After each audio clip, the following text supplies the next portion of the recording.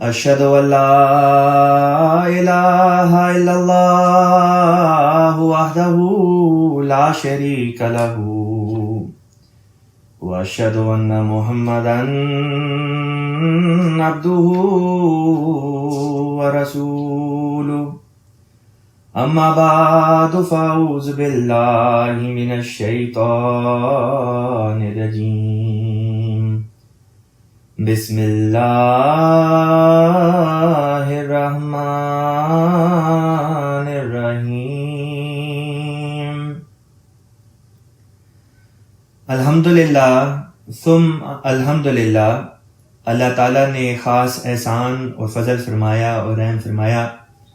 ہم نے ترجمۃ القرآن کلاس میں قرآن پاک کی پہلی 3 صورتوں کا ترجمہ اور تفسیر کا جو دور تھا وہ مکمل کر لیا، اور آج سے سورۃ النساء جو کہ چوتھی سورت قرآن پاک کی بنتی ہے، اس کا مضمون انشاءاللہ تعالیٰ آج سے شروع ہو رہا ہے۔ سب سے پہلے میں سورۃ النساء کا جو تعارفی نوٹ بیان فرمودہ حضرت خلیفۃ المسیح الرابع رحمہ اللہ تعالیٰ ہے آپ کی خدمت میں پیش کروں گا۔ اس کے بعد پھر انشاءاللہ تعالیٰ اس سورت کے نفس مضمون کی طرف لوٹیں گے۔ آپ رحمۃ اللہ علیہ تحریر فرماتے ہیں کہ یہ سورت ہجرت کے 3 اور 5ویں سال کے درمیان نازل ہوئی۔ بسم اللہ سمیت اس کی 177 آیات ہیں، یعنی 177۔ اس سورت کا آغاز ایک ایسی آیت سے ہوتا ہے جس میں نفس واحدہ سے انسانی پیدائش کے معجزانہ آغاز کا ذکر ملتا ہے۔ گویا لفظ آدم کی ایک اور تفسیر پیش فرمائی گئی ہے۔ اس سورت کا اس سے پہلی سورت کے اختتام سے گہرا تعلق ہے۔ گزشتہ سورت کے اختتام پر صبر کی تعلیم کے علاوہ یہ تعلیم دی گئی تھی کہ ایک دوسرے کو صبر کی تلقین بھی کرتے رہو اور اپنی سرحدوں کی بھی حفاظت کرو۔ یہاں سورۃ النساء میں دشمن کے ساتھ ہولناک جنگوں کا ذکر ہے، جس کے نتیجے میں کثرت سے عورتیں بیوہ اور بچے یتیم رہ جائیں گے۔ جنگوں کے نتیجے میں پیدا ہونے والی مشکلات اور بیواؤں اور یتیموں کے حقوق کے تعلق میں اس کا ایک حل ایک سے زیادہ شادیاں کرنے کی صورت میں پیش فرمایا گیا ہے، بشرطے کہ مومن انصاف پر قائم رہ سکے۔ اگر انصاف پر قائم نہیں رہ سکتا تو صرف ایک شادی پر ہی اکتفا کرنی ہوگی۔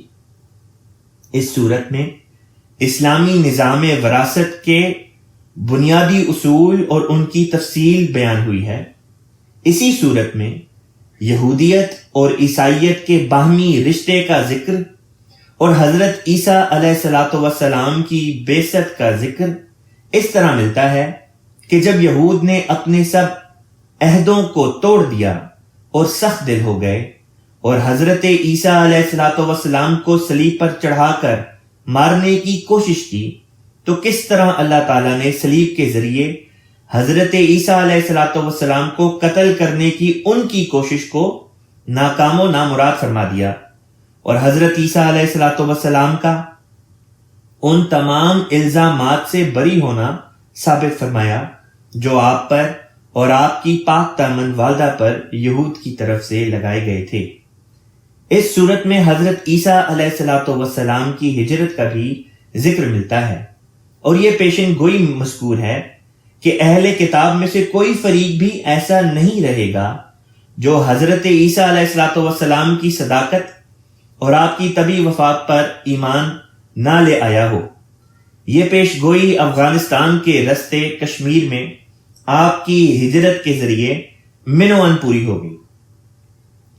اب یہاں سے سورۃ النساء کا جو مضمون ہے وہ شروع کرتے ہیں۔ میں سب سے پہلے اس پہلے رکوع کی تلاوت آپ کی خدمت میں کر دیتا ہوں۔ اعوذ باللہ من الشیطان الرجیم، بسم اللہ الرحمن الرحمن الرحیم یا ایھا الناس اتقوا ربکم الذی خلقکم من نفس واحدۃ وخلق منها زوجها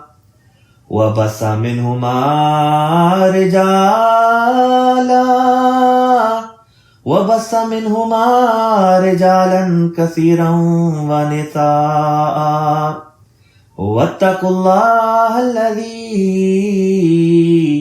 تساءلون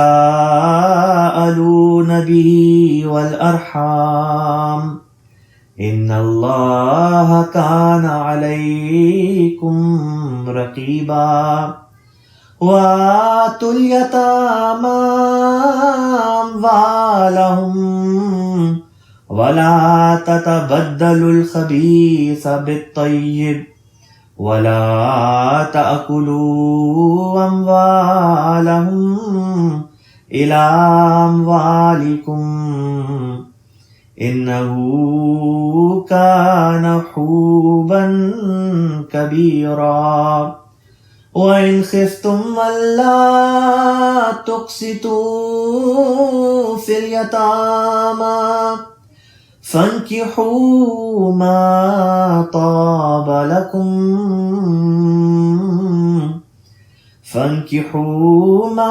طاب لكم من النساء مثنى وثلاث ورباع فإن خفتم ألا تعدلوا فواحدة أو ما ملكت أيمانكم ذلك أدنى ألا تعولوا وآتوا النساء صدقاتهن نحلة فإن طبن لكم عن شيء منه نفسا فكلوه هنيئا مريئا ولا تؤتوا السفهاء أموالكم التي جعل اللہ لکم قیاما وارزقوہم فیہا واکسوہم وقولوا لهم قولا معروفا وابتلوا اليتامى حتى إذا بلغوا النکاح فإن آنستم منهم رشدا فادفعوا إليهم أموالهم ولا تأكلوها إسرافا وبدارا أن يكبروا ومن كان غنيا فليستعفف ومن كان فقيرا فليأكل بالمعروف فإذا دفعتم إليهم أموالهم فأشهدوا عليهم وكفى بالله حسيبا للرجال نصيب مما ترك الوالدان والأقربون وللنساء نصيب مما ترك الوالدان والأقربون مما قل منه أو كثر نصيبا مفروضا وإذا حضر القسمة أولو القربى واليتامى والمساكين فارزقوهم منه وَقُولُوا لَهُمْ قَوْلًا مَعْرُوفًا وَلْيَخْشَ الَّذِينَ لَوْ تَرَكُوا مِنْ خَلْفِهِمْ ذُرِّيَّةً ضِعَافًا خَافُوا عَلَيْهِمْ فَلْيَتَّقُوا اللَّهَ وَلْيَقُولُوا قَوْلًا سَدِيدًا إِنَّ الَّذِينَ يَأْكُلُونَ أَمْوَالَ الْيَتَامَى ظُلْمًا إِنَّمَا يَأْكُلُونَ فِي بُطُونِهِمْ نَارًا وَسَيَصْلَوْنَ سَعِيرًا۔ یہاں پہ پہلے رکوع کی جو آیت ہے وہ پہلے رکوع کی جو تلاوت ہے وہ ختم ہوتی ہے۔ اب پہلی آیت کی طرف آتے ہیں۔ سب سے پہلی آیت اس سورت کی بسم اللہ الرحمن الرحیم ہے۔ اللہ کے نام کے ساتھ، بسم اللہ، بے اسمی سے یہ لفظ بنا ہے۔ بے اسمی کا مطلب ہوتا ہے نام کے ساتھ یا نام میں، یہاں پہ مطلب ہوگا نام کے ساتھ۔ کس کے نام کے ساتھ؟ فرمایا اللہ۔ پھر آگے اللہ تعالیٰ کی دو صفات بیان کر دی، الرحمن۔ الرحمن کا مطلب ہے بے انتہا رحم کرنے والا، بن مانگے دینے والا، یہ دونوں مطلب اس کے پائے جاتے ہیں۔ اور یہ کہ الرحیم، کہ وہ بار بار رحم کرنے والا ہے۔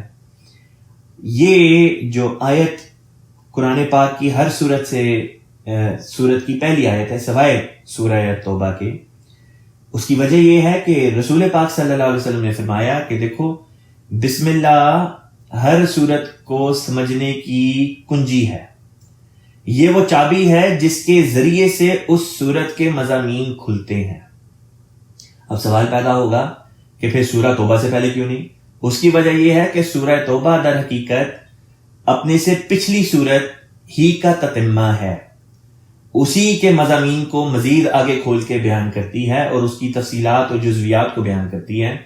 اس لیے گو ایک انفرادی صورت کی حیثیت رکھتی ہے، لیکن ایک رنگ میں انفرادی صورت کی حیثیت نہیں بھی رکھتی۔ اسی وجہ سے اس کو پچھلی صورت کے ساتھ ہی شمار کیا جاتا ہے، اور اس وجہ سے بسم اللہ صرف پچھلی صورت میں آ جانا کافی ہے۔ سورۃ توبہ کے شروع میں اس لیے اللہ تعالیٰ نے بسم اللہ کو نہیں رکھا۔ اب بسم اللہ کے اگر مضمون کو انسان سمجھ لے تو قرآن کی ہر صورت کو سمجھنا اس کے لیے آسان ہے، اور اسی طریقے پر اس صورت کے مضامین کو سمجھنا بھی انسان کے لیے نہایت آسان ہو جائے گا۔ جیسا کہ اس صورت کے جو تعارفی نوٹ تھا بیان فرمودہ خلیفۃ المسیح رابع رحمہ اللہ تعالی، میں نے ذکر کیا تھا کہ کس طرح پر اس صورت میں حضور بیان کرتے ہیں کہ کس طرح پر اس صورت میں مختلف مضامین یہاں پہ بیان ہوئے۔ ان مضامین میں بعض ایسے مشکل مضامین بھی ہیں جو بعض طبیعتوں پر ہضم ہونا مشکل ہوتے ہیں۔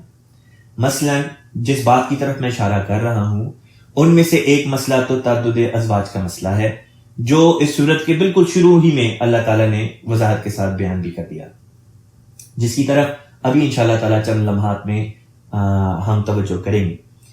تعدد ازواج کا مسئلہ ہے، اس کو سمجھنے کے لیے بھی بسم اللہ کی جو کڑی ہے، جو کنجی ہے، اس کو ذہن میں رکھنا ضروری ہے کہ یہ تعلیم اللہ کی طرف سے بطور رحمت کے عطا کی گئی۔ اب کن معنوں میں رحمت عطا کی گئی اور کن معنوں میں یہ خدا کی طرف سے ہے، ان کی تفصیل انشاءاللہ تعالیٰ اس آیت میں آ جائے گی، لیکن بنیادی طور پہ یہ بات ذہن میں رکھنی اس لیے ضروری ہے کیونکہ بعض لوگ قرآن پاک کی تعلیم کے اوپر گو خود کو مسلمان کہتے ہیں لیکن اعتراض کر دیتے ہیں، چاہے وہ مردوں میں سے ہوں چاہے وہ عورتوں میں سے ہوں۔ لہٰذا جب بھی قرآن پاک کی ایک بھی آیت آپ پڑھ رہے ہوں تو اس کے اوپر کامل ایمان یہ ہونا چاہیے کہ یہ خدا کی طرف سے ہے اور اس میں اللہ تعالیٰ کی رحمت ہے۔ جو بھی اس آیت کا مضمون ہوگا، جب تک اس کے بارے میں ہماری یہ سوچ پیدا نہ ہو جائے ہم قرآن پاک کے مضامین سے فائدہ نہیں اٹھا سکتے۔ اور بالفاظ دیگر اگر قرآن کی ایک بھی آیت سے سر منہ انحراف اگر کریں گے تو اسی طرح ہوگا کہ جیسے قرآن پاک کے تمام وجود سے ہم سر منہ انحراف کر رہے ہیں۔ اس طرح پر کرنا گو ہم نام کے تو مسلمان رہیں لیکن حقیقی مسلمان نہیں رہیں گے۔ بس اگر حقیقی طور پر مسلمان بننا ہے اور خدا کی نگاہ میں حقیقی مسلمان، مومن مسلمان، حقیقی احمدی گردانا چاہتے ہیں تو لازمی ہے کہ ہمارا ایمان قرآن پاک کی ہر تعلیم کے اوپر، ہر ایک آیت کے اوپر، ہر زیر زبر ہر بات کے اوپر ہونا چاہیے۔ اسی صورت کے اندر اللہ تعالیٰ نے خواتین سے متعلق وہ مضمون بھی بیان کیا جس سے غلط طور پر نتیجہ اخذ کر کے، غلط فائدہ اٹھا کر بعض مرد حضرات اپنی بیگمات پر ہاتھ اٹھاتے ہیں اور جسمانی زجر و توبیخ کرتے ہیں، تادیب کرتے ہیں، حالانکہ قرآن پاک نے اس بات کی اجازت نہیں بلکہ روک لگائی تھی۔ اس کے مضمون کو نہ سمجھنے کی وجہ سے لوگوں نے اس کے غلط مطالب بنا لیے، جس کے نتیجے میں بیچاری عورتوں پر ظلم ہونے لگے۔ لہذا اس آیت کا بھی جو ڈیٹیلڈ اور تفصیل کے ساتھ جائزہ ہوگا، مفہوم ہوگا، تفسیر ہوگی، مسئلے مسائل ہوں گے انشاءاللہ تعالیٰ، ان کا ذکر بھی اسی صورت میں آگے چل کے آنا ہے۔ پھر اسی صورت میں اللہ تعالیٰ نے بڑی ڈیٹیل کے ساتھ حضرت عیسیٰ علیہ الصلوۃ والسلام اور آپ کی والدہ کے اوپر جو یہودی اعتراض لگایا کرتے تھے، ان اعتراضات کا ذکر اور پھر ان کے جواب بھی اللہ تعالیٰ نے اسی صورت میں عطا فرما دیے۔ پھر اس بات کا بھی ذکر کر دیا کہ عیسیٰ علیہ السلام ہجرت کر کے ایک ایسے مقام پہ جائیں گے جس کو ربا کہا گیا، یعنی کہ ان کی ہجرت کا ذکر آیا۔ ان کی ہجرت کے علاوہ پھر اس بات کا بھی ذکر آیا کہ ان کے اوپر بحیثیت مجموعی بنی اسرائیل کے تمام قبائل جو تھے ان میں سے لوگ ان کے اوپر ایمان لائے۔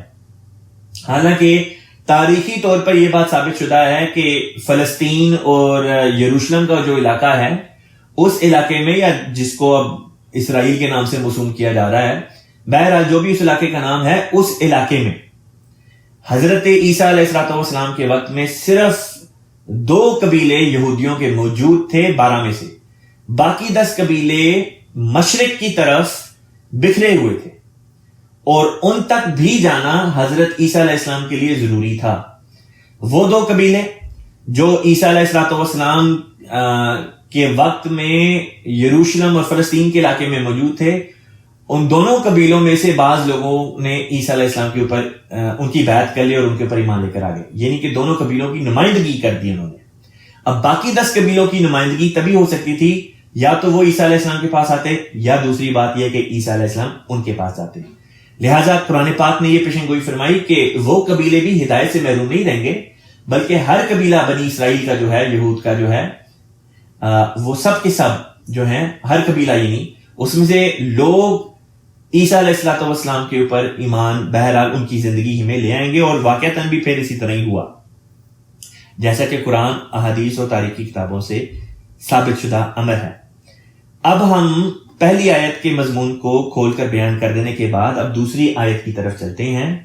اللہ تعالیٰ بیان کرتا ہے، یا ایھا الناس، یا اے، ایھا، ایھا کا مطلب ہوتا ہے وہ، الناس لوگوں، اے وہ لوگوں، آگے فرمایا اتقو، الناس ستقو، ستقو یہ سین کا جو ضمہ ہے یا پیش ہے، یہ اگلے لفظ کے ساتھ مل کے پڑھی جا رہی ہے، جس کی وجہ سے یہ لفظ بن گیا یا ایھا الناس ستقو، ورنہ انفرادی طور پہ یہ لفظ ہے اتقو۔ اتقو کہتے ہیں تقوی اختیار کرو، یہ فعل امر ہے، حکم دیا جا رہا ہے کہ اے لوگو اتقو، تقوی اختیار کرو۔ کس کا تقوی اختیار کرو یہ بھی بتا دیا، فرمایا ربکم، تمہارے رب کا، اس کا جس نے، جو تمہارا رب ہے، جو تمہاری پرورش کرتا ہے، جو تمہیں ادنا حالتوں سے اٹھا کر اعلیٰ حالتوں کی طرف لے کے جاتا ہے۔ رب کا مطلب ہوتا ہے جو ادنا حالت سے اعلیٰ حالت کی طرف لے کے جائے۔ فرمایا ربکم الذی، ربکم الذی، تمہارا رب ہے، الذی وہ، خلقکم جس نے تمہیں پیدا کیا۔ اب یہاں پہ صفت ربوبیت کے تحت صفت خالقیت کو اللہ تعالیٰ لے کر آ گیا۔ یہاں پہ ایک اور مضمون ضمنی طور پہ بیان کرنے کی ضرورت پڑ رہی ہے، وہ بھی میں کھول کے بیان کر دوں۔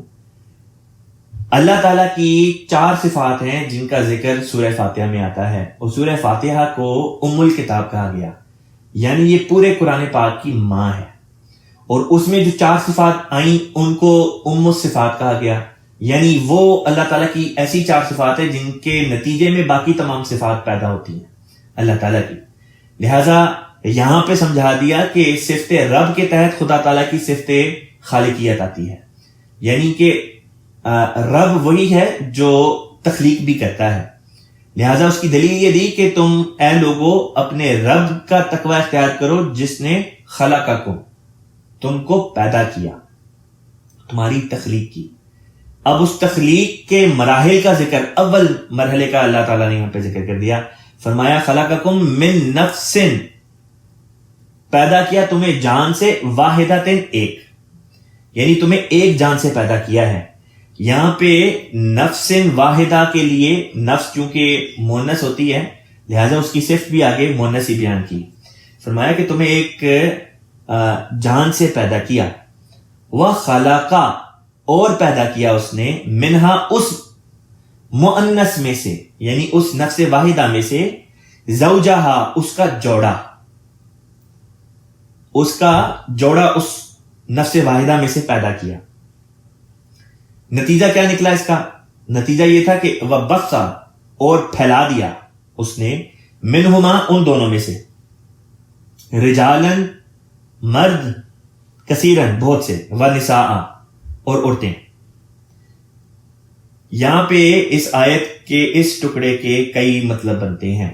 ایک تو یہ جس کی طرف حضرت خلیفۃ المسیح رابع رحمہ اللہ تعالیٰ نے ذکر فرما دیا کہ یہاں پہ اس دور کا ذکر ہے جو اول جو آدم گزرے ہیں، آدم علیہ السلام، ان کا ذکر اس میں آ گیا کہ کس طرح پر جو نفس واحدہ تھا، یعنی ایک جان تھا، اس میں سے اللہ تعالیٰ نے اس کا جوڑا پیدا کیا۔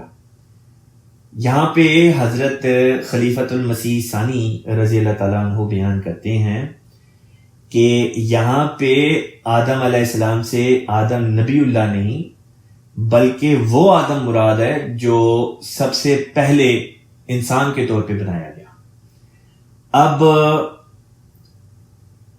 یہاں پہ ایک اور نقطہ جو حضرت خلیفۃ المسیح ثانی رضی اللہ تعالیٰ عنہ نے بیان کیا نہایت ہی دلچسپ اور عربی گرامر سے تعلق رکھنے والا ہے۔ سوال پیدا ہوتا ہے کہ پہلا انسان جو پیدا ہوا وہ مرد تھا کہ عورت تھی؟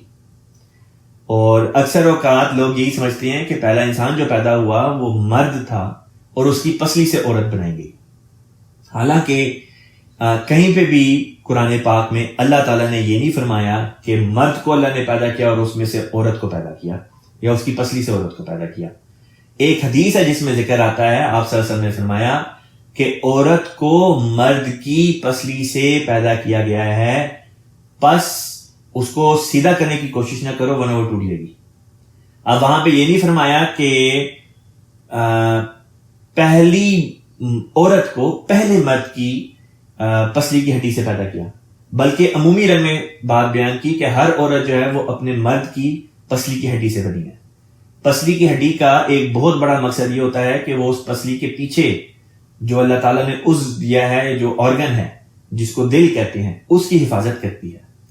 لہذا جیسے ایک عورت دل کی حفاظت کرتی ہے اپنے خاوند کی، اس سے بڑھ کے اور کوئی حفاظت نہیں کرتا۔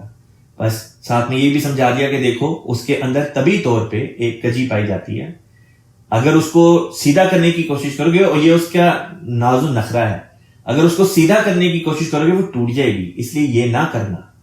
وہ لوگ جو یہ سمجھتے ہیں کہ اگر عورت تھوڑے ناز و نخرے کرے، ان کی بیوی اگر ناز و نخرے کرے تو ان کو یہ حق ہو جاتا ہے کہ گویا وہ اس کے اوپر سختی کریں اور تانے دیں اور یہ کہیں کہ نکل جاؤ گھر سے، یا ہاتھ اٹھانا شروع کر دیں، یا اس قسم کی بے شرموں والی باتیں کریں، تو ان کے لیے اس میں یہ سبق ہے کہ ان کو اس چیز کی اسلام اجازت نہیں دیتا، نہ خدا نے دی، نہ خدا کے رسول نے دی، نہ مسیح موعود علیہ السلام، نہ ہی خلفاء کی طرف سے اس بارے میں کسی قسم کی کوئی بات ملتی ہے کہ ہاں اگر عورت ہم سے اونچی آواز میں بات کرے یا کوئی سوال کرے یا کوئی تانا بھی دے دے تو اس کے ساتھ سختی کی اجازت اسلام ہرگز نہیں دیتا۔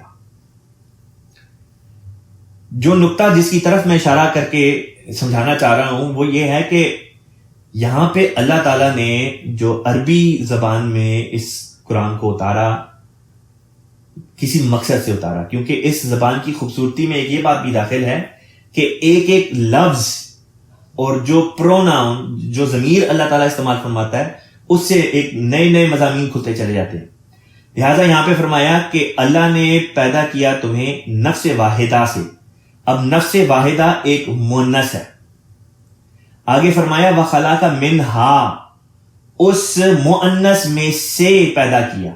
اب یہاں پہ دوبارہ مؤنث کا ذکر کیا ہاں کہہ کے. اگر مرد ہوتا وہ نفس واحد تو اللہ تعالیٰ فرماتا وخلق منہو، اس مرد میں سے، بلکہ فرمایا منہا، اس مؤنث میں سے. پھر آگے فرمایا زوجہا، اس کا جوڑا. یہ نہیں فرمایا زوجتی ہی. اگر بیوی کہنا ہوتا تو فرماتا وخلق منہو زوجتی ہی، اور اس مرد میں سے اللہ تعالیٰ نے اس کی بیوی کو پیدا کیا. حالانکہ اللہ تعالیٰ نے صرف یہ فرمایا ہے وخلق منہا زوجہا، اس مؤنث میں سے اللہ تعالیٰ نے اس مؤنث کا جوڑا پیدا کر دیا. ایک تو اس کا اول مطلب آیت کا یہ بنتا ہے کہ مرد اور عورت جب شادی کے رشتے میں بندھ جاتے ہیں، منسلک ہو جاتے ہیں، تو گویا وہ اسی طرح ہیں کہ جیسے دو قالب ایک جان، دو وجود لیکن ایک جان، وہ ایک جان ہو جاتے ہیں. لہٰذا ان کے مفاد بھی ایک ہونے چاہیے اور ان کی سوچ کا مرکز بھی ایک ہی ہونا چاہیے.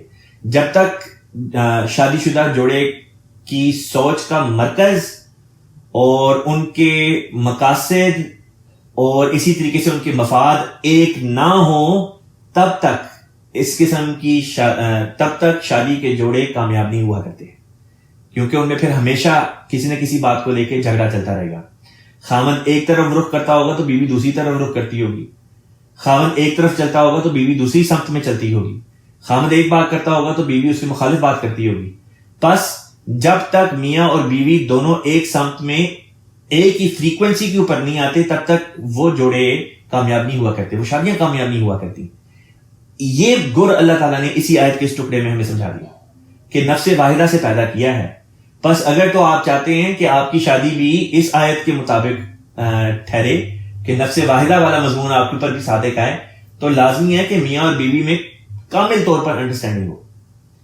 اسی کی طرف حضرت اقدس مسیح موعود علیہ الصلوۃ والسلام نے اشارہ فرمایا کہ میاں اور بیوی کا رشتہ ایسے ہے، ایسے ہونا چاہیے جیسے دو نہایت ہی پکے اور گہرے دوست. جو گہرے دوست ہوتے ہیں ان میں کسی قسم کا آپس میں کوئی حجاب نہیں ہوتا، رسپیکٹ اپنی جگہ ہوتی ہے اور اس رسپیکٹ کے باوجود ایک دوسرے سے کھل کے بات کر سکتے ہیں.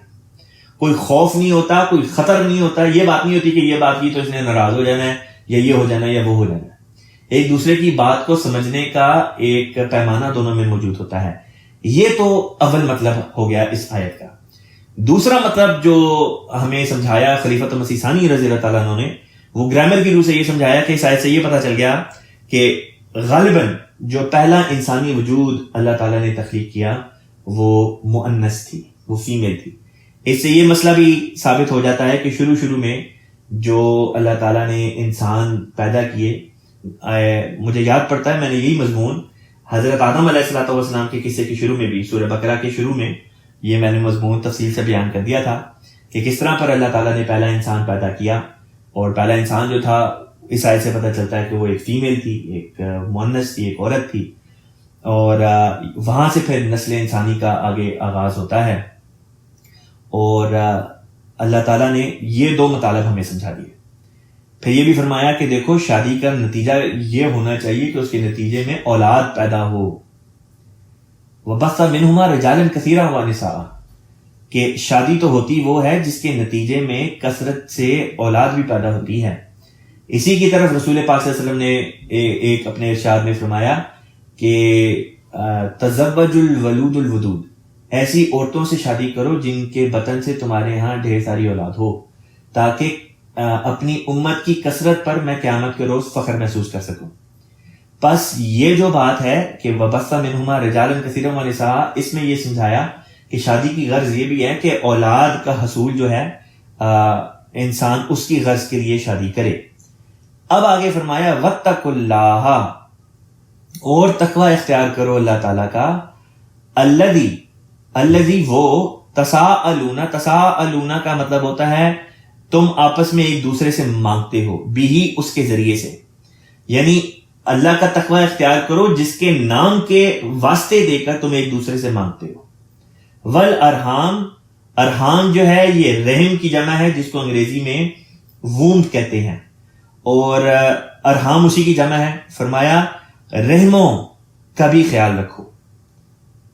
یہاں پہ رحموں کا خیال رکھنے سے مراد یہ ہے کہ رحمی رشتے جو ہیں، جو انسان کے خونی رشتے ہوتے ہیں، رحمی رشتے ہوتے ہیں، ان کا بھی خیال رکھنا ہے۔ ان اللہ، یقیناً اللہ تعالی، کانا علیکم، تم پر تھا، تم پر ہے، تم پر رہے گا، رقیبہ، نگران۔ اللہ کے لیے جب لفظ کانا آئے تو مراد یہاں پہ ایک قاعدے کے طور پر بیان کی جا رہی ہوتی ہے، ان اللہ کانا علیکم رقیبہ۔ اس کا مطلب ہوتا ہے کہ اللہ، اگر لفظی ترجمہ کریں گے تو مطلب بنے گا اور یقیناً اللہ تعالیٰ تم پر تھا نگران۔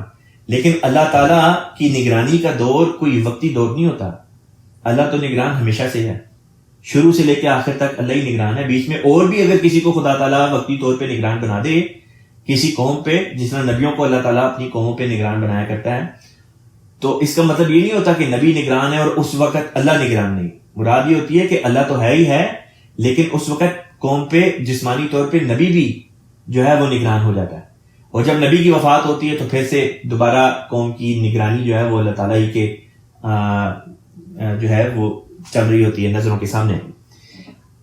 یہاں پہ یہ بات بھی بتاتا چلوں کہ یہ قرآن پاک کی وہ آیت ہے جو بوقت نکاح تلاوت کی جاتی ہے۔ جو 3 آیات ہیں جو تلاوت کی جاتی ہیں بوقت نکاح، ان میں سے پہلی آیت جو ہے وہ یہی ہے، اور اکثر اسی کے اوپر جو مضمون ہے اس آیت میں بیان فرمودہ ان کو کھول کر بیان کیا جاتا ہے۔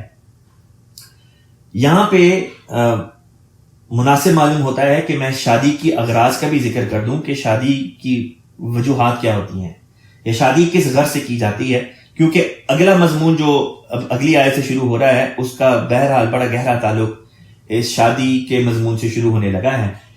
لہذا قرآن پاک کے مطالعہ سے ہمیں یہ بات معلوم ہوتی ہے کہ شادی انسان کی 4 وجوہات کی بنا پر ہوتی ہیں، یعنی کہ شادی کے مقاصد جو ہے نا کہ شادی کس وجہ سے کرنی چاہیے، وہ 4 باتیں۔ فرمایا کہ شادی کے ذریعے سے انسان جسمانی، اخلاقی اور روحانی بیماریوں سے بچ جاتا ہے۔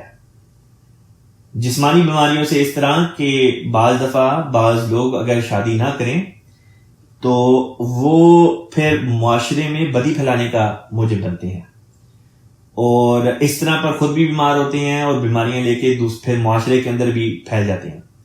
بس جب شادی کے حصار میں آ گئے، شادی کے قلعے میں آ گئے تو وہ ان کو محفوظ کر لیتی ہے۔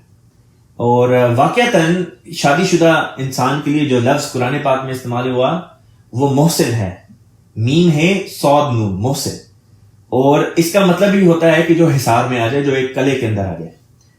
بس ایک تو وجہ یہ بیان کی کہ شادی کے نتیجے میں انسان جسمانی، اخلاقی اور روحانی بیماریوں سے بچ جاتا ہے۔ دوسری وجہ شادی کرنے کی جو بیان کی گئی وہ یہ تھی کہ میاں بیوی کو ایک دوسرے سے تسکین حاصل ہوتی ہے، ایک دوسرے کا ساتھ اچھے وقت میں، برے وقت میں، آڑے وقت میں ایک دوسرے کو سکون پہنچانے کا باعث بنتا ہے۔ انسان پریشان ہو تو جیون ساتھی اس پریشانی کے عالم میں اس کی تکلیف کو دور کرنے والا بنتا ہے۔ فرمایا تیسری وجہ شادی کی یہ ہوتی ہے کہ انسان حصول اولاد کے لیے شادی کرتا ہے، یعنی اولاد حاصل کرنے کے لیے، اپنی نسل کو آگے بڑھانے کے لیے انسان شادی کرتا ہے۔ اور قرآن کے مطالعے سے جو چوتھی وجہ شادی کی معلوم ہوتی ہے وہ یہ ہے کہ انسان اس لیے شادی کرتا ہے کہ اس کی قرابت داری کا جو دائرہ ہے وہ پھیل جائے، یعنی اس کے رشتہ داروں کا دائرہ پھیل جائے۔ جتنے کسی کے کوئی رشتہ دار ہوتے ہیں اتنا ہی اس کے لیے قسم قسم کی آسانیاں پیدا ہو جایا کرتی ہیں۔ اور اس کی ایک مثال میں آپ کو دیتا ہوں۔ میرے ایک کلاس فیلو ہیں جامعہ میں، اور ان کا تعلق قادیان سے ہے۔ ان کے جو نانا جان تھے انہوں نے غالباً 2 یا 2 سے زیادہ ان کی شادیاں ہوئی۔ اس کے نتیجے میں ان کی کثرت سے اولاد تھی، اور وہ اولاد اس کثرت سے دنیا میں پھیل گئی کہ مختلف ممالک میں وہ پھیل گئے، پھر آگے سے ان کے بچے، پھر ان کے بچے۔ تو مجھے یاد ہے میرے یہ دوست جو تھے کینیڈا میں جب آئے، کینیڈا کے جامعہ میں ان کا داخلہ ہوا، تو کینیڈا میں بھی جس جگہ جائیں وہاں پہ ان کا کوئی نہ کوئی ریلیٹیو نکل آئے، اور ان کے لیے یہ آسانی ہو کہ اگر ہم مسجد میں ٹھہرتے تو ان کے ریلیٹیو ہوتے، یہ اپنے ریلیٹیوز کی طرف چلے جاتے. اسی طرح اگر کبھی ان کا امریکہ چکر لگتا تو امریکہ میں بھی ان کے ریلیٹیوز ہوتے، یورپ جاتے تو یورپ میں بھی ان کے ریلیٹیو ہوتے، پاکستان جاتے پاکستان میں بھی گویا کہ مختلف ملکوں میں ان کے کثرت سے جو ریلیٹیوز تھے وہ پھیلے ہوئے تھے. اور بڑی ہی ایک واضح طور پہ یہ مثال سامنے آتی ہے قرابت داری کی، کہ انسان کو اللہ تعالیٰ نے اس لیے نہیں پیدا کیا کہ وہ اکیلا رہے اور اپنے تک ہی اپنے وجود کو رکھے، بلکہ اس لیے اللہ تعالیٰ نے انسان کو پیدا کیا، اس طریق پر پیدا کیا کہ وہ دوسروں کے ساتھ میل ملاپ رکھے تاکہ اس کا جو دائرہ عمل ہے وہ پھیل جائے. بس یہ بنیادی 4 باتیں ہیں جو شادی کی اغراض میں شامل ہیں اور قرآن سے ثابت ہے. اب اس بات کو ذہن میں رکھ کے ہم اگلی آیات کا جو ہے وہ مضمون دیکھتے ہیں. اللہ تعالیٰ نے اگلی آیت میں فرمایا وَآتُوا الْيَتَامَىٰ، وَآتُوا اور ادا کرو، یا یہ کہ دے دو. یہ یہاں پہ اللہ تعالیٰ نے دوبارہ فعل امر استعمال کیا، یعنی حکم اللہ تعالیٰ دے رہا ہے. وَآتُوا اور دے دو، الیتامہ یتامہ کو، اموالہم ان کے مال. یتیم کہتے ہیں ایسا لڑکا یا لڑکی جس کے والدین میں سے کوئی وفات پا چکا ہو، چاہے دونوں وفات پا چکے ہوں یا صرف ایک ان میں سے والدین میں سے کوئی وفات پا گیا ہو، اس کو یتیم کہتے ہیں. انگریزی میں اس کا جو ترجمہ کیا جاتا ہے وہ ہوتا ہے orphan. فرمایا اور یتامہ کے اموال ان کو لوٹا دو، ان کو دے دو. ولا اور نہیں، تتبدلو کا مطلب ہوتا ہے تبدیل کرنا، تبادلہ کر لینا، ادلا بدلا کر لینا. فرمایا ولا تتبدلوا الخبیث بالطیب، ولا تتبدلوا تبادلہ نہ کرو، الخبیث خبیث چیز کا بالطیب طیب چیز سے. ولا تاکلوا اور نہ کھاؤ. دوبارہ یہاں پہ اللہ تعالیٰ حکم دے رہا ہے ولا تاکلوا، تاکلوا کا مطلب ہوتا ہے تم کھاؤ، لا تاکلوا تم نہ کھاؤ. ولا تاکلوا اموالہم اور ان کے مال نہ کھاؤ، الی اموالکم اپنے اموال کی طرف کر کے، یعنی یتامہ کے مال کو اپنے مال میں ملا جلا کر ان کے مال کو ہڑپ نہ کر جاؤ، ان کے مال کو نہ کھا جاؤ. اس کی بعض صورتیں پیدا ہوتی ہیں. مثلا اگر کوئی کسی فیملی میں کوئی یتیم ہو، اس کے والدین کی وفات ہو جائے اور وہ اپنے چچا یا تایا یا پھپھی یا کسی اور رشتہ دار کی زیر نگرانی وہ یتیم بچہ یا بچی آ جائے، تو چونکہ ایک جوائنٹ فیملی سسٹم اکثر جگہوں پہ ہوتا ہے، تو لوگ یہی کرتے ہیں کہ جو یتامہ کے مال ہوتے ہیں اس کو اپنے مال میں ملا کے تجارت میں لگا دیتے ہیں، اور جو اس سے فائدہ آتا ہے وہ فائدہ بھی، اور یتامہ کا جو مال ہے وہ بھی کچھ نہ کچھ اپنے حصے میں کر کے کھا جاتے ہیں. فرمایا یہاں پہ زیادہ احتیاط کی ضرورت ہے. یتامہ کا مال بہرحال ان کا ہے، ان کا مال نہیں کھانا. اسی رکوع کی آخری آیت میں اللہ تعالیٰ نے بیان کیا کہ جو یتامہ کا مال کھاتا ہے وہ در حقیقت ظلم کرتا ہے اور اس طرح پر آگ اپنے پیٹ میں بھرتا ہے. رزق نہیں بھرتا، مال نہیں بھرتا، بلکہ آگ، جہنم کی آگ اپنے پیٹ میں بھرتا ہے. فرمایا ولا تاکلوا اموالہم اور نہ کھاؤ ان کا مال، یعنی یتامہ کا مال، الی اموالکم اپنے اموال میں جوڑ کر. انہو یقیناً یہ بات، کانا ہوبن کبیرہ، کانا ہے ہوبن بری، کبیرہ بہت زیادہ، یعنی یہ بات بہت بڑا گناہ ہے. اب اس سے اگلی جو آیت ہے وہاں پہ مضمون اللہ تعالیٰ نے مزید اس کو آگے کھولا. فرمایا وَإِنْ خِفْتُمْ اور اگر تمہیں خوف ہو، اور ان اگر خفتم تمہیں خوف ہو. اللہ یہ 2 لفظوں سے جوڑ کے بنا ہے.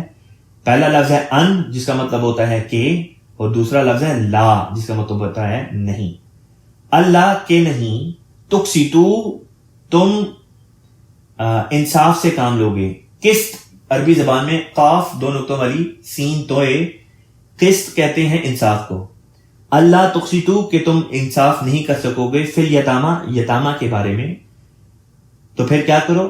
فرمایا فانکحوا پس نکاح کرو، فا پس انکحوا یا انکحوا یہ لفظ بنے گا. مراد اس سے یہ تھی، یہ فعل امر ہے، اور مراد ہے کہ یہ اللہ تعالیٰ حکم دے رہا ہے کہ پس یا یہ کہ پھر نکاح کرو اگر یتامہ کے معاملے میں انصاف نہیں کر سکتے. یعنی کہ اگر تم یتامہ کی کفالت کے لیے شادی کرنا چاہتے ہو لیکن تمہیں ڈر ہے کہ تم نہیں کر سکو گے، انصاف نہیں کر سکو گے، تو پھر یتامہ سے شادی نہ کرنا. اب اس کی کئی صورتیں پیدا ہوتی ہیں. ایک ہوتی ہے کہ یتامہ کی کفالت کے لیے کسی سے شادی کر لینا. ایک اس کی یہ بھی مثال بن سکتی ہے کہ ایک انسان ہے، اس کے زیر نگرانی بعض یتامہ ہیں جن میں بعض بچیاں بھی ہیں، اور وہ ان میں سے کسی کی کفالت کر رہا ہے اور وہ ان سے نکاح کر لے. تو اس کا بھی ذکر آ گیا کہ حضرت مسلم موعود رضی اللہ تعالیٰ عنہ نے اسی آیت کے بارے میں بیان کیا کہ اس آیت سے یہ پتہ چلتا ہے کہ اگر تعدد ازواج یعنی ایک سے زیادہ بیویاں کوئی کرے تو یتامہ لڑکیاں نہ ہو. یتامہ میں سے اگر شادی کرنی ہے تو صرف ایک سے کرے. ایک سے زیادہ یتامہ لڑکیوں کے ساتھ شادیاں جائز نہیں. جائز تو شاید یہ لفظ استعمال پتہ نہیں میں کر سکتا ہوں نہیں کر سکتا ہوں، لیکن جو حضور نے لفظ استعمال کیا وہ یہ تھا کہ یہ اچھی بات نہیں. غیر یتیم عورتوں میں تعدد ازواج کی اجازت ہے، یتیم عورتوں سے تعدد ازواج کی اجازت نہیں. اس کا مطلب کیا بنتا ہے یہ سمجھا دوں. اس کا مطلب یہ ہے کہ ایک شخص ایک سے زیادہ یتیم عورتوں سے، یتیم لڑکیوں سے شادی نہیں کر سکتا. اس کی وجہ یہ ہے کہ یتیم عورت وہ ہوتی ہے کہ اکثر کیس میں اس کے آگے پیچھے کوئی نہیں ہوتا، لہٰذا اگر خدا نہ خواستہ اس کے ساتھ کوئی زیادتی ہو جائے، اس کے حقوق مارے جائیں، تو کوئی رشتہ دار اس کی طرفداری کرنے والا کھڑا نہیں ہو سکتا کیونکہ ہوگا ہی نہیں. اس لیے فرمایا کہ یتامہ کے کیس میں زیادہ احتیاط کی ضرورت ہوتی ہے کیونکہ ان کا کوئی والی وارث اس طرح سے نہیں ہوتا. ہاں جو دوسری عورتیں ہوتی ہیں جن کے والی وارث موجود ہوتے ہیں ان میں انسان ایک سے زیادہ شادیاں جو ہے وہ کر سکتا ہے. فرمایا، اب میں پہلے اس آیت کا ترجمہ کرتا ہوں، پھر میں اس آیت میں مذکور جو باتیں ہیں ان کے اوپر پھر تفصیل سے انشاءاللہ تعالی مضمون کو کھولنے کی کوشش کروں گا. فرمایا وَإِنْ خِفْتُمْ، اور اگر تمہیں خوف ہو، اللہ تقسطوا، اللہ کے نہیں، تقسطوا تم انصاف کر سکو گے، فی الیتامہ، یتامہ کے بارے میں، فانکحوا تو پھر نکاح کرو، ما جو طابہ پسند آیا، لکم تمہیں، من النساء عورتوں میں سے، مثنا دو دو، و ثلاثہ تین تین، و رباع اور چار چار. فَإِنْ خِفْتُمْ پس اگر تم خوف کرو، اللہ تعدلوا کہ نہیں عدل کر سکتے، فواحدۃ تو پھر ایک ہی، او یا ما ملکت جو مالک ہوئے، ایمانکم تمہارے داہنے ہاتھ، ذالکا یہ بات، ادنا زیادہ قریب تر ہے، اللہ تعولو اللہ کے نہیں، تعولو تم یہ زیادہ قریب تر ہے کہ تم نا انصافی سے بچو. تعولو کا مطلب ہوتا ہے کہ تم نا انصافی نہ کرو. اب اس چھوٹی سی آیت میں اللہ تعالیٰ نے کئی مضامین بیان کر دیے. میں کوشش کروں گا کہ آج کی کلاس میں کم از کم اس آیت کے مضمون کو تفصیلاً جس حد تک بیان کیا جا سکتا ہے کر دوں. یہاں پہ پہلے خلیفۃ مسیح رابع رحمہ اللہ تعالیٰ والا ایک یہ جو فٹ نوٹ ہے وہ بھی پڑھ کے سنا دیتا ہوں. حضور بیان کرتے ہیں کہ اس آیت کریمہ میں یہ حکم نہیں ہے کہ ضرور دو دو تین تین چار چار شادیاں کرو، بلکہ مراد یہ ہے کہ ایک وقت میں زیادہ سے زیادہ 4 بیویاں رکھ سکتے ہو، جبکہ اس سے پہلے عربوں میں شادیوں کی کوئی حد مقرر نہیں ہوتی تھی. پس زیادہ شادیوں کی اجازت سے بڑھ کر یہ شادیوں پر پابندی قائم کرنے والی آیت ہے، اور خصوصاً ایسے حالات میں جبکہ جنگوں کی وجہ سے بہت سی قیدی عورتیں ہاتھ آتی ہیں اور یتامہ کی کفالت کے لیے بھی ایک ہی بیوی کافی نہیں ہو سکتی. اس لیے اس صورت میں ایک سے زیادہ شادی کی اجازت ہے، بشرطے کہ انصاف پر قائم رہ کر ایسا کیا جائے. اس آیت کے دونوں کناروں پر انصاف کی شرط کو اولیت دی گئی ہے. وہ لوگ جو اس بہانے کہ ایک سے زیادہ شادی کی اجازت ہے، پہلی بیوی کو کل معلقہ یعنی ہوا میں معلق لٹکتے ہوئے جیسے کسی چیز کو چھوڑ دیا جائے چھوڑ دیتے ہیں، وہ ہرگز اسلامی حکم کی تعمیل نہیں کرتے، بلکہ نفسانی خواہش سے زیادہ شادیاں کرتے ہیں۔ یہ وہ نوٹ ہے جو حضور نے اس آیت کی تفسیر میں بیان کر دیا۔ اب میں اس آیت کے جو مطالب ہیں، اس کے جو مضمون ہیں، اس کو کھولنے کی آپ کی خدمت میں کوشش کرتا ہوں۔ سب سے پہلی بات تو یہاں پہ جو اللہ تعالیٰ نے ہمیں سمجھا دی وہ یہ تھی کہ دیکھو، شادی کے معاملے میں یتیم اگر کسی بچی سے انسان شادی کرتا ہے تو صرف یہ ہو کہ ایک یتیم لڑکی سے شادی کرے، یہ نہ ہو کہ ایک اور یتیم لڑکی لے آئے، پھر ایک اور، پھر ایک اور۔ اس بات کی اجازت نہیں۔ اگر یتیم لڑکی کو لے کر آئے تو اس کے ساتھ انصاف کا بہرحال جو ہے وہ اللہ تعالیٰ نے حکم فرمایا۔ اس آیت کے شروع میں اور آخر میں اللہ تعالیٰ نے 2 شرطیں لگا دیں جن کی غیر موجودگی میں تعدد ازواج نہیں ہو سکتی۔ ایک سے زیادہ شادی کی جو وجوہات ہیں ان کے اوپر 2 پابندیاں لگا دی، جب تک وہ پابندیاں پوری نہیں ہوں گی تب تک وہ شادیاں بھی نہیں ہو سکتی۔ پہلی پابندی یہ لگائی کہ انسان نے انصاف سے کام لینا ہے، اور دوسری یہ شرط لگائی کہ نا انصافی نہیں کرنی۔ یعنی ایک طرف یہ بات بیان کی کہ انصاف کو کرنے کی وجہ بھی ہو، انصاف کو کرنے کی وجہ کب پیدا ہوتی ہے، اس بارے میں اب بات کرتے ہیں۔ انسان ایک عورت سے شادی کرتا ہے، ایک مرد ہے ایک عورت سے شادی کرتا ہے، اور شادی کے نتیجے میں اسے پتہ چلتا ہے کہ اس کی بیوی جو ہے وہ بانجھ ہے، اس کے ہاں اولاد نہیں ہو سکتی۔ اب جس طرح میں نے شروع میں بتایا تھا کہ شادی کے اغراض میں سے تیسری غرض ہے حصول اولاد۔ اب بندہ یہ چاہتا ہے کہ اس کی اولاد ہو، لیکن اس کی بیوی سے اس کو اولاد ہو نہیں سکتی۔ اب اس کے پاس 2 راستے ہیں، یا تو وہ پہلی بیوی کو طلاق دے دے اور دوسری شادی کر لے، یا پہلی بیوی کو طلاق نہ دے، اس کے ساتھ اپنی زندگی کو قائم رکھے اور ایک اور شادی کر لے تاکہ اس کو جو حصول اولاد والی بات تھی وہ پوری ہو جائے۔ اب اگر انسان اس طرح پر شادی کرتا ہے، اس میں ضمنی طور پہ یہ بات بھی آ گئی کہ کیا ایک ہی گھر میں 2 بیویاں یا 3 بیویاں یا 4 بیویاں رہیں گی، ان کا نظام کیا ہوگا؟ اسلام نے یہ تعلیم دی ہر بیوی کا اپنا گھر۔ یہ نہیں ہو سکتا کہ ایک ہی بیوی کو یا ایک سے زیادہ بیویوں کو ایک ہی گھر میں رکھا جائے۔ ہر بیوی کا اپنا مکان ہوگا، اس کا اپنا ایک نظام ہوگا، اور ساتھ میں یہ بھی فرمایا کہ مرد کو اس حد تک بھی اجازت نہیں کہ وہ کسی جو فیورٹزم ہوتا ہے، کسی کو ترجیح دینا جو ہوتا ہے، اس بات کی بھی اجازت نہیں۔ جہاں تک رکھ رکھاؤ کی بات ہے، جہاں تک تعلق کی بات ہے، یہاں تک کہ جو ازدواجی تعلق کی بات ہے، جو میاں اور بیوی کے مخصوص تعلقات ہوتے ہیں، اس میں بھی فرمایا، یہی تعلیم دی کہ اس میں بھی انصاف سے اور برابری سے پیش آنا ہے۔ ہاں جہاں تک پسند کی بات تھی، طبی طور پہ انسان کا دل ایک شخص کی طرف زیادہ راغب ہو جاتا ہے، اس پہ انسان کا کنٹرول نہیں۔ محبت اگر کسی سے زیادہ ہو تو اس پہ انسان کا کنٹرول نہیں، لیکن پھر بھی یہ فرمایا کہ اگر ایک انسان کی ایک سے زیادہ بیویاں ہیں تو ایون کے ذاتی جو ازدواجی تعلقات ہیں ان میں بھی جو ہے وہ برابری رکھنی ہے۔ اتنی باتوں کے بعد اب جب اس مضمون کو دیکھتے ہیں تو یہ پھر مضمون سمجھ آتا ہے کہ خدا تعالیٰ سمجھا کیا رہا ہے۔ اس آیت کا پس منظر یہ تھا کہ جس طرح کہ حضور نے بھی بیان فرمایا کہ جنگیں شروع ہو گئیں، جب تک جنگیں نہیں تھی ہوئیں ایک طرز پہ معاشرہ اسلامی چلتا آ رہا تھا۔ جب جنگیں شروع ہوئی تو جنگوں کے نتیجے میں کئی مسلمان مرد شہید بھی ہونے لگ گئے، ان کی بیویاں بیوہ ہو گئیں اور ان کے بچے یتیم ہو گئے۔ ایک تو یہ بات۔ پھر دوسری بات یہ کہ جنگیں ہوتی تھی تو جنگوں میں اپنے بعض لوگ مخالف قوم پکڑ کے لے جاتی تھی، اور مخالف قوم کے بعض لوگ ہماری طرف جو ہیں وہ قیدی بنا لیے جاتے تھے۔ پھر ان میں بعض دفعہ عورتیں بھی آ جاتی تھیں۔ اب وہ عورتیں بھی اس طریق پر آتی تھیں کہ ان کے لیے آزادی کا راستہ کھلا ہوتا تھا۔ ان کی قوم ان کے رینسم ادا کر کے جو اگر چاہتے تو اپنی قوم کی عورتوں کو مسلمانوں سے رہا کر کے لے کے جا سکتے تھے۔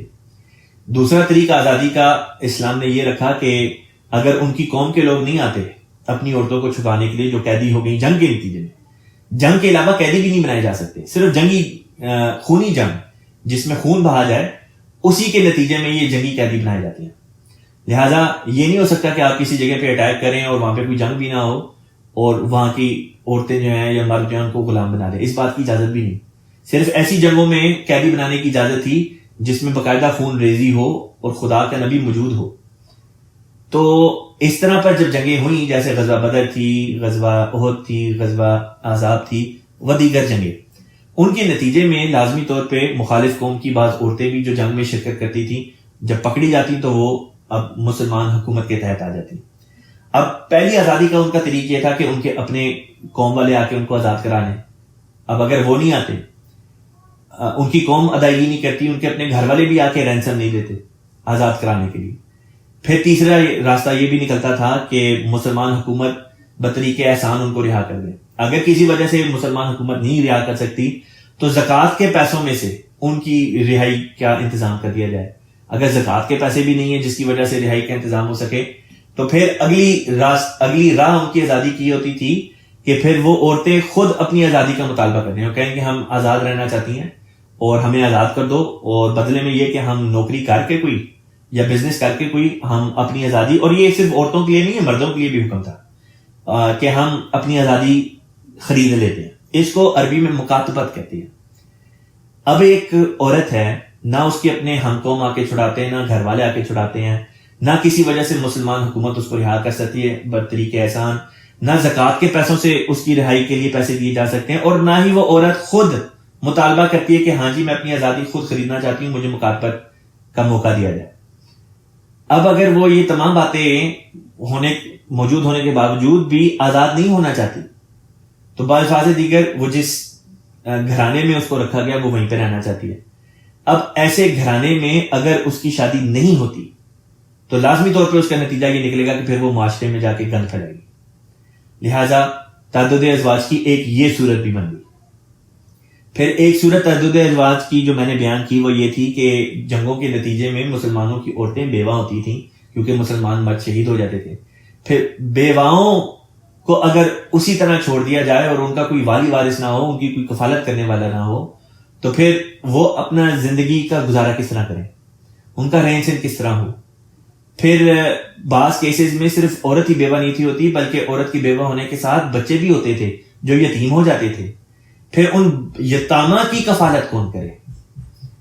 اگر ان کو انہی کے حال پہ چھوڑ دیا جائے تو یا تو وہ بھیک مانگنے پہ مجبور ہو جائیں گے یا معاشرے میں بعض بدیاں پھیلانے پر مجبور ہو جائیں گے. لہٰذا ان بدیوں سے بچانے کے لیے بھی معاشرے کو اللہ تعالیٰ نے تعدد ازواج کی یہ شک یہاں پہ بیان فرما دی. اب ذہن میں یہ رکھنے والی بات ہے کہ اسلام سے پہلے جتنے بھی مذاہب آئے، کسی مذہب نے یہ نہیں کہا کہ انسان زیادہ سے زیادہ کتنی شادیاں کر سکتا ہے. یہ ایک ایسی بات ہے جس کو کھلا چھوڑا گیا. اسی لیے بائبل کہتی ہے داؤد علیہ السلام کی 99 بیویاں تھیں.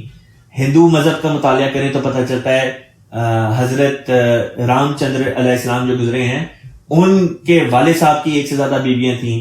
حضرت کرشن علیہ السلام جو گزرے ہیں، کرشن کنہیا جنہیں کہتے ہیں، ان کی متعدد ازواج کا ذکر ہے. پھر ابراہیم علیہ السلام کی کم از کم 3 بیویوں کا ذکر آتا ہے. حضرت موسیٰ علیہ السلام کی 1 سے زیادہ شادیوں کا ذکر آتا ہے. گویا کئی انبیاء کا ذکر آتا ہے، کئی لوگوں کا ذکر آتا ہے جن کی 1 سے زیادہ شادیاں ہوئی ہیں. اور اسلام میں جب ہم آتے ہیں، اسلام کی طرف رخ کرتے ہیں، تو یہاں پہ پتہ چلتا ہے کہ یہاں پہ اللہ تعالیٰ نے ایک قدغن لگا دی، ایک پابندی لگا دی، حد بندی کر دی کہ دیکھو پہلے تو کھلا چھوٹ تھا، جو جس طرح چاہتا شادیاں کر لیتا، جتنی چاہے کر لیتا. لیکن اسلام میں یہ بات نہیں. اسلام نے ایک حد لگا دی کہ حد سے زیادہ نہیں بڑھ سکتے. وہ حد کیا تھی؟ 4. یہ نہیں فرمایا کہ 4 شادیاں کرنی ہیں، یہ نہیں فرمایا کہ ہر بندہ 4 شادیاں کرے. فرمایا اگر ان وجوہات کی وجہ سے تمہیں 1 سے زیادہ شادیاں کرنی پڑے بھی تو 4 سے زیادہ نہیں کر سکتے. اب اس کا کوئی یہ مطلب لے لے کہ اسلام یہ کہتا ہے کہ 4 شادیاں ہی کرو تو وہ غلط ہے. اسلام نے کہیں پہ یہ نہیں کہا کہ تم 4 شادیاں ہی کرو، لیکن ساتھ میں اسلام نے یہ بھی تو بتایا ہے کہ اگر جائز وجہ ہے تو اس وجہ کی بنا پہ 1 سے زیادہ شادی کر سکتے ہو، اس کی اجازت موجود ہے. بس اس آیت کو اس رخ میں جب ہم سمجھنے کی کوشش کرتے ہیں تو مضمون سمجھ آ جاتا ہے. مضمون ہماری عقل میں سما جاتا ہے کہ یہاں پہ بات کیا بیان ہو رہی تھی. یہی بات بیان ہو رہی تھی کہ دیکھو 1 سے زیادہ شادیاں کرنے کی جو وجوہات قرآن میں بیان ہوگی، مثلا حصول اولاد ہے، یا ایک انسان ہے جس کا اپنی بیوی سے تعلق ٹھیک نہیں، جو بھی وجہ ہے، لیکن وہ اس کو طلاق بھی نہیں دینا چاہتا اور اسے اس کو تسکین بھی نہیں ملتی، یا یہ کہ اس کی عورت بیمار ہے اور وہ بیماری کی اس شدت پہ پہنچ چکی ہے کہ جہاں پہ جا کے وہ قابل رحم تو ہے لیکن وہ بحیثیت بیوی بعض اپنے فرائض ادا نہیں کر سکتی، اور اس طرح پر اس کا بندہ جو ہے، اس کا شوہر جو ہے، اگر تو اس میں صبر کا مادہ نہیں تو لازمی اس کا نتیجہ یہی نکلے گا کہ وہ باہر جا کے معاشرے میں بدی پھیلانے کا موجب بنے گا۔ لہٰذا معاشرے کو بچانے کے لیے بعض وجوہات میں اس قسم کی اجازت ضرور دینی پڑتی ہے تاکہ معاشرہ بچ جائے۔ بعض لوگ ہوتے ہیں وہ تعدد ازواج کے کانسیپٹ پہ اعتراض کرتے ہیں کہ یہ کس طرح ہو سکتا ہے، اور اکثر اس قسم کے لوگ ہوتے ہیں جن کی اپنی بچیاں ہوتی ہیں، بہنیں ہوتی ہیں، وہ یہ کہتے ہیں کہ یہ کس طرح ہو سکتا ہے کہ جی ہم ایک سے زیادہ شادی کی اجازت دیں، حالانکہ یہ بھول جاتے ہیں کہ یہ تعلیم بھیجی کس نے ہے، کسی انسان کی تو نہیں ہے بھیجی ہوئی یہ تعلیم، بلکہ خدا تعالیٰ کی تعلیم ہے یہ بھیجی ہوئی۔ اب خود یہ سوچیں، اگر کسی بھی رنگ میں، کسی بھی حالت میں ایک سے زیادہ بیوی کی اجازت نہ ہوتی تو نسل انسانی اب تک جو اتنی پھیلی ہے یہ اتنی نہ پھیلی ہوتی، بلکہ قریب المرگ ہوتی، قریب ہوتا کہ نسل انسانی بالکل ہی سفر ہستی سے مٹ جاتی اگر ہر بندہ صرف ایک ہی شادی کرتا۔ اس لیے کیونکہ لازمی اس کا یہ نتیجہ نکلنا تھا کہ کئی ایسے ہوتے جن کی بیویوں سے بچے نہ ہوتے، کئی ہوتے جن کی بیویاں بیمار ہوتی، کئی ہوتے جو مرد بیمار ہوتے، بیویاں صحت مند ہوتی اور بیویاں اس شادی سے نہ نکل سکتی، اور اس طریق پر بھی اولاد آگے نہ ہوتی۔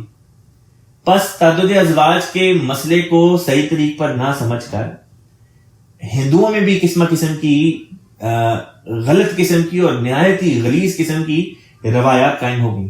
مثلا آریہ ہندو ہیں، ان کے ہاں ایک رسم پائی جاتی ہے جس کو نیوگ کہتے ہیں، جس کے بارے میں حضرت اقدس مسیح موعود علیہ السلام نے بڑی تفصیل کے ساتھ مضمون کو بیان کیا ہے کہ حصول اولاد کی خاطر ان کے ہاں یہ بات بھی رائج ہے کہ ان کے ہاں اس چیز کو جائز سمجھا جاتا ہے کہ اگر ایک بندے کا ایک بیوی سے اولاد نہیں ہوتی تو وہ بجائے اس کے کہ کوئی اور شادی کر لے، وہ اپنی عورت کا رشتہ کسی اور مرد سے کرا دیتا ہے بغیر شادی کے کہ وہاں سے شاید اولاد ہو جائے۔ تو اس قسم کی غلیظ روایتیں اور رسومات لوگوں میں پیدا ہی اس وجہ سے ہوئی کیونکہ ان لوگوں نے تعدد ازواج کی جو اصل غرض تھی اس کو سمجھا ہی نہیں، نہ اس کو سمجھنے کی کوشش کی، نہ اس سے فائدہ اٹھایا۔ پس تعدد ازواج عیش و عشرت کا ذریعہ نہیں بلکہ معاشرے میں بدیوں کو روکنے کا اور جو شادی کی وجوہات بیان کی گئی ہیں، مقاصد بیان کیے گئے ہیں، ان کے حصول کا ذریعہ اللہ تعالیٰ نے قائم فرمایا۔ یہاں پہ حضور اللہ تعالیٰ بیان فرماتا ہے مثنیٰ و ثلاثہ و رباع، دو دو تین تین چار چار، اور اگر یہ نہیں کر سکتے تو پھر ایک۔ اب یہاں پہ بعض دفعہ قومی ضرورت ہوتی ہے، بعض دفعہ جس طرح اس زمانے میں جو رسول پاک صلی اللہ علیہ وسلم کا زمانہ تھا، جو جنگوں کا زمانہ تھا، جب مسلمان مرد شہید ہونے لگ گئے تو اور اس بات کا تقاضا اس وقت کی سوسائٹی کرتی تھی کہ مومن مرد جو ہیں وہ ایک سے زیادہ شادیاں کرے تاکہ جو عورتیں ہیں، بیوہ ہیں، جو مساکین ہیں، ان کی کفالت کا انتظام ہو۔ اس وقت قومی ضرورت تھی، اور اس زمانے میں ہمیں یہ نہیں دکھائی دیتا کہ صحابہ دوڑتے ہوں، بہانہ تلاش کرتے ہوں کہ اچھا ہماری صرف ایک بیوی ہے تو ہم 4 تک کر سکتے تو مزید 3 اور ہمیں مل جائیں، بلکہ یہ دکھائی دیتا تھا کہ وہ صحابہ جن کی بیویاں 4 سے زیادہ تھیں، اب یہ مسئلہ پیدا ہو گیا کہ جو ایکسٹرا بیویاں ہیں ان کو طلاق کس طرح دیں۔ وہاں پہ تو ہمیں یہ چیز دکھائی دیتی ہے، یہ چیز نہیں دکھائی دیتی کہ جن کی ایک ایک شادیاں تھیں وہ ایک سے زیادہ کی طرف بھاگ رہے ہوں، بلکہ اس کے برعکس ہمیں مضمون دکھائی دیتا تھا کہ وہ جن کی 4 سے زیادہ بیویاں تھیں، زمانہ جاہلیت کی جو رسومات تھی اس کے تحت، وہ اب ان کو یہ مسئلے ان کے سامنے درپیش تھے کہ جو زیادہ بیویاں ان کو کس طرح پہ طلاق دی جائیں، لہٰذا انہوں نے دیں۔ اس چیز سے ثابت ہوتا ہے کہ ان لوگوں نے طلاقیں دیں اور صرف 4 تک کی جو حد تھی اس کی پھر پابندی بھی کی۔ یہاں پہ اس آیت میں ایک اور مضمون بھی سمجھا دیا اللہ تعالیٰ نے بیان کیا کہ دیکھو تعدد ازواج کی وجہ صرف یتامہ اور بیوگان کی کفالت نہیں، بلکہ جس طرح کہ بتایا اور بھی بعض وجوہات ہوتی ہیں، لیکن تعدد ازواج میں اللہ تعالیٰ نے ایک اور نقطہ ہمیں سمجھا دیا۔ اللہ تعالیٰ نے فرمایا کہ دیکھو اگر تم تعدد ازواج اس وجہ سے کرتے ہو کہ قوم میں مرد شہید ہو رہے ہیں اور بیوہ عورتوں کی تعداد زیادہ ہو رہی ہے اور یتامہ کی تعداد زیادہ ہو رہی ہے، ان کی کفالت کے لیے شادی کرنی ہے، تو ان کی کفالت کے لیے شادی انسان انہی بیوہ عورتوں سے کرے گا, یہ نہیں کرے گا کہ جا کے کسی کنواری سے شادی کرے. بعض دفعہ لوگ یہ کرتے ہیں, کہتے ہیں کہ دیکھو جی تعدد ازواج کی ضرورت ہے, یہ قرآن میں باتیں بیان ہوئی ہیں, اور بچوں کی کفالت کرنی ہے, اور یہ کرنا ہے وہ کرنا ہے, اور جا کے ایک چھوٹی عمر کی کنواری لڑکی سے شادی کر دیتے ہیں. جو اس قسم کے طریقے اختیار کرتے ہیں وہ لازمی طور پہ, جس طرح حضور نے بیان کیا, وہ اپنی ذاتی جو حضور کے الفاظ تھے نفسانی خواہش سے یہ شادیاں کر رہے ہوتے ہیں. حالانکہ تعلیم تو یہ تھی کہ اگر بیوگان کی وجہ سے شادی کرے تو ان بیوہ عورتوں سے شادی کرو. اگر یتامہ کی کفالت کی خاطر شادی کرنی ہے تو کسی بڑی عمر کی عورت سے شادی کرو جو ماں ہونے کی ذمہ داری اور فرائض کو ادا کر سکے. انسان اس سے فائدہ اٹھا کر, غلط فائدہ اٹھا کر, اگر کم عمر کی کنواری لڑکیوں سے شادیاں کرنا شروع کر دے تو وہ تو اس آیت کا غلط مطلب نکالنا ہے, جس کی اجازت نہیں, جس بات کی اجازت نہیں. بس یہ وہ مضمون ہے تعدد ازواج کا جس کو سمجھنا چاہیے, بجائے اس کے کہ اس کے اوپر ہم اعتراض کریں. بعض ملکوں میں جہاں پہ رشتہ ناطہ کے مسئلے ہیں, جہاں پہ لڑکیوں کی شادیاں نہیں ہو رہی ہیں اور لڑکیاں 30 35 40 عمر کی ہو جاتی ہیں اور کوئی مناسب ان کو رشتے نہیں ملتے, تو خود سوچیں کیا ایسی لڑکیوں کو اسی طرح ان کے حال پہ چھوڑ دینا چاہیے؟ ہرگز نہیں. کیا ان کا یہ نہیں ہے اختیار, کیا ان کا یہ حق نہیں ہے کہ ان کی بھی شادیاں ہوں, ان کے بھی گھر آباد ہوں, ان کے ہاں بھی اولاد کی اللہ تعالیٰ نعمت ان کو عطا کرے؟ لازمی ہے. بس اگر ایسے بچیوں کے لیے اگر تعدد ازواج والی جو تعلیم اللہ تعالیٰ نے عطا کیا, اگر اس سے بھی فائدہ نہیں اٹھانا تو ان بچیوں کی ساری زندگی اسی طرح ضائع ہو جائے گی. 30 سال ہو گئی, 35 ہو گئی, 40 ہو گئی, بعض کیسز میں اس سے اوپر بات چلی جاتی ہے اور بچیوں کے گھر والے ان کی شادیاں نہیں کرتے. کئی قسم کے کیسز میرے سامنے بھی آتے ہیں, کئی لوگوں کے مسئلے مسائل سامنے آتے ہیں اور سن کے حیرانی ہوتی ہے.